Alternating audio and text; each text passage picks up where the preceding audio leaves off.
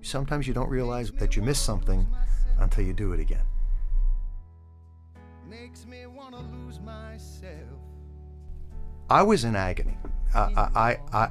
As while I was pursuing a career and I was doing other jobs on the side, I hated every job I ever did. I did it well, and I always fulfilled my responsibility, but I never liked it because it's not what I wanted to do. I wanted to make a living at it as a singer. But the reality is that I really did walk away from it, and years passed, and my wife was diagnosed with a very aggressive form of breast cancer. She had just gone through chemo, and she, of course, lost all her hair, and she had a wig on. And we were with my little daughter, and my daughter was, I don't know, 10. And we came back from a trip, and we stopped at a restaurant. Just stopped at a restaurant to eat. We stopped at the restaurant, and they were having an open mic jazz night by chance. And my wife actually put my name down on the list. She said, I want you to get up and sing. You haven't sang in a long time. And I said, I am not singing.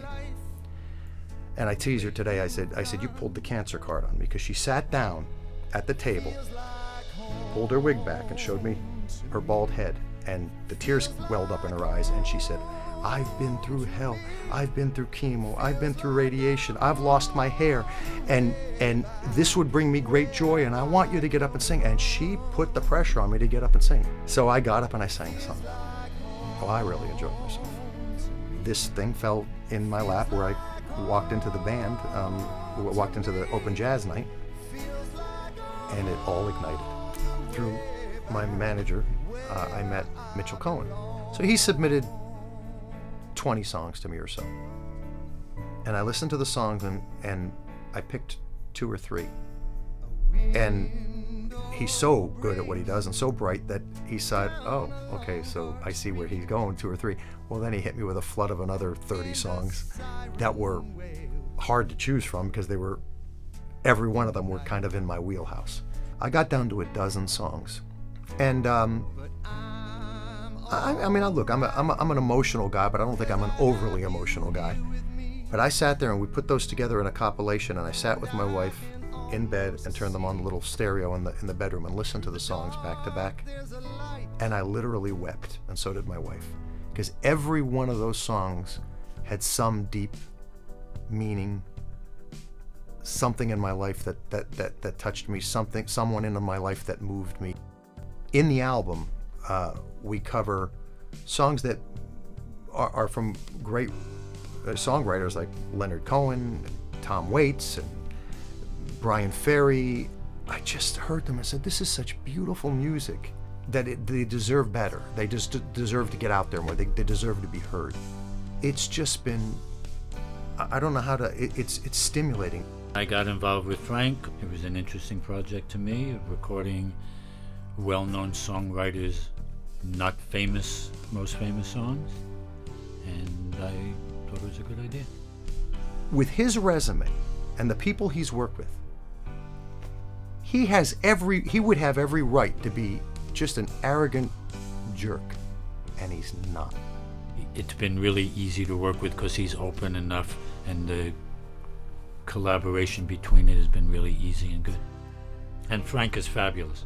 Well, as much as finding catalog songs isn't my forte, musicians are. I've worked with most of the really good musicians over the years, and it just struck me. I put together 4 or 5 guys who I knew would be sympathetic to this and who I thought would enhance the quality of the music, and I hired them, and it worked out. Nobody is a beautiful Paul Simon song, and it has a little twist to it. You know, who knows my secret broken bone? Who feels my flesh when I am gone? And the answer is nobody. You think, well, nobody? Nobody knows these things about him? But then it has that little turn at the end of the first verse that says, nobody but you, girl. You know, Temptation is a song that is a la Fever. And Fever is just a great song, but it's been done and done and done. Temptation has that same rhythmic feeling, and it's a sexy song. It's just a sexy song. Wow, The Real Me is a a Doc Pomus song where it starts out by saying, "Nobody saw or wanted to see the real me. I was hiding and sometimes sliding from the real me." And then it says, you know, you got through all the disguise, all the surprises, all my defenses and disguises, and you saw the real me, the real me. And this song, I mean, this hit me. I approach songs from my heart. I do not approach a song to make a pretty sound. I approach the song for the lyric. The lyric has to touch me. I want to tell a story. It's got to have meaning to it. It's got to have drama to it. It's got to have a beginning, middle, and end. And if a pretty sound follows after I do that, that's a bonus.